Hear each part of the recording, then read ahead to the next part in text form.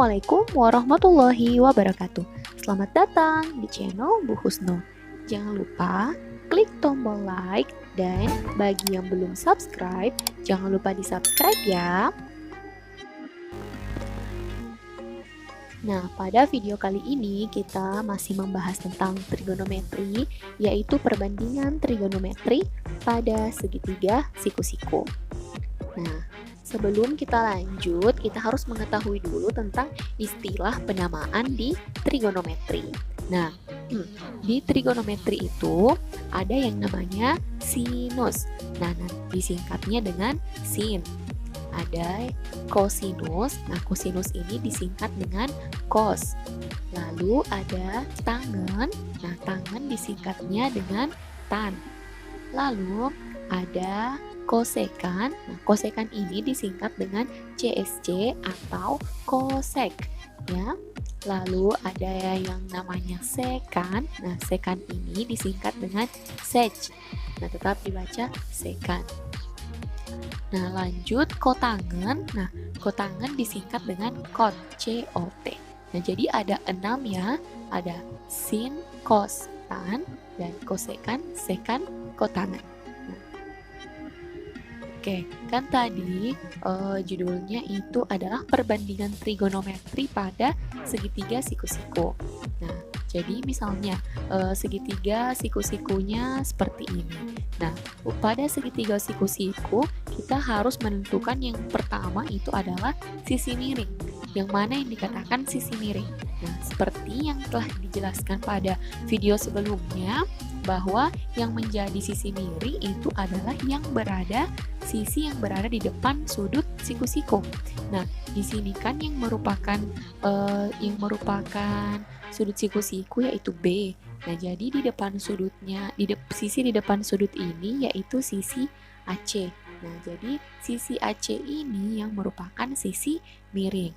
Nah, jadi miring disingkatnya mi ya. Nanti ini kita gunakan. Lalu ada sisi, ini kan sudutnya theta. Di depan sudut theta ini ya, di depan berarti sisi AB. Nah, ini yang bagian depan. Lalu sisi BC ini disebut dengan sisi samping. Nah, disingkat SA. Nah, bagaimana hubungannya dengan nilai-nilai yang ada di sini? Nah, yang pertama, untuk sinus. Nah, sin theta itu rumusnya adalah sisi depan per sisi miring atau D per mi. Jadi, jika ini ini sudut theta, berarti untuk mencari nilai sin theta, maka rumusnya adalah sisi depan per sisi miring, ya. Lalu kosinus cos theta itu rumusnya adalah sisi samping per sisi miring. Cos itu sisi samping per sisi miring. Lanjut, untuk tangen theta itu rumusnya adalah sisi depan per sisi samping. Nah, jadi kalau ditanyakan tangen theta, maka hasilnya adalah sisi depannya per sisi samping. Nah, lanjut, ada yang namanya kosekan. Nah, kosekan theta, kosekan itu berkebalikan dengan sin theta. Nah, sin itu berkebalikan dengan kosekan. Jadi kalau misalnya sin itu adalah depan per miring, maka untuk kosekan rumusnya adalah miring per depan. Lanjut, untuk sekan itu berkebalikan dengan cos.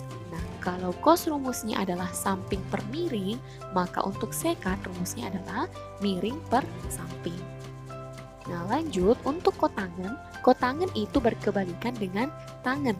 Nah, jadi kalau tangen rumusnya adalah depan per samping, maka untuk kotangen rumusnya adalah samping per depan. Nah, jadi ini ada 6, tapi ini saling berkebalikan. Untuk sinus itu berkebalikan dengan kosekan, cos itu berkebalikan dengan sekan, dan tangen berkebalikan dengan kotangen. Nah, jadi bagaimana cara agar kita lebih mudah dalam menghafal rumus-rumus ini? Nah, jadi cara cepatnya yaitu yang ini saja yang perlu kalian hafal. 3 ini, sin, demi, cos, sami, tan, desa. Nah, sin demi cos sami tan desa.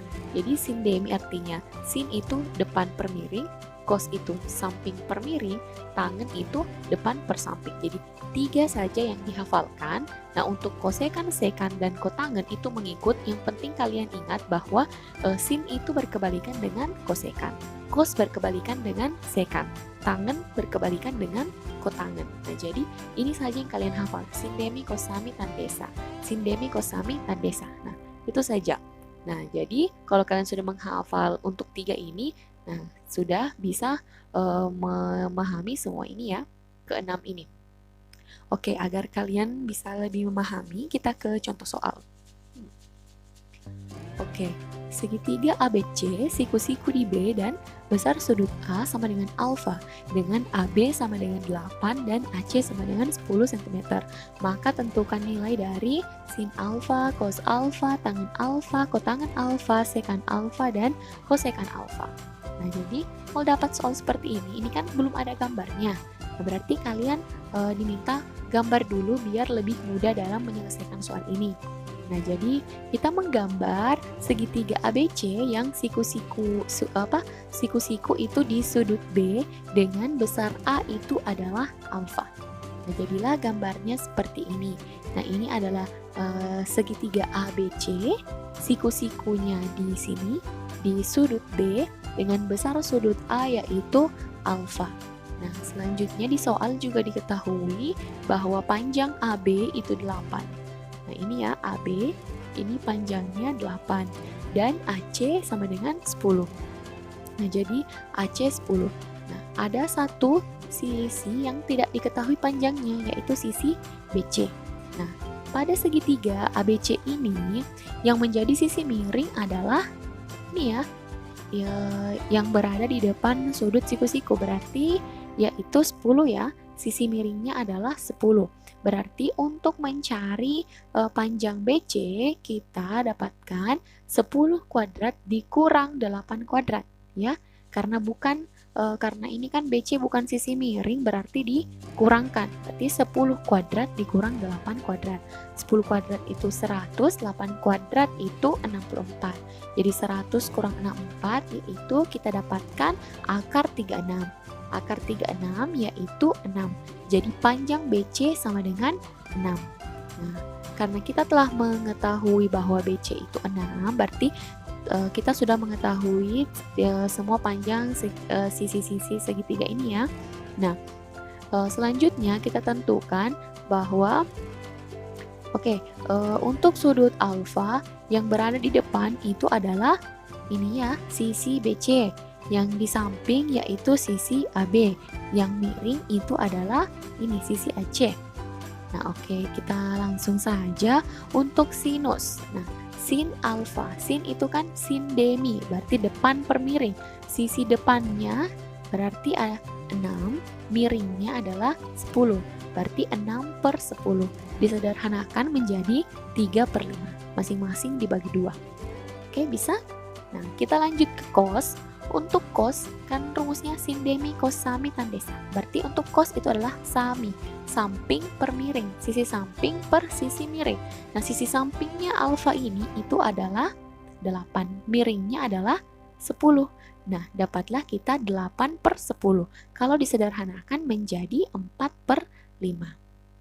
Lanjut untuk tangen. Tangen itu kan rumusnya adalah sisi depan per sisi samping.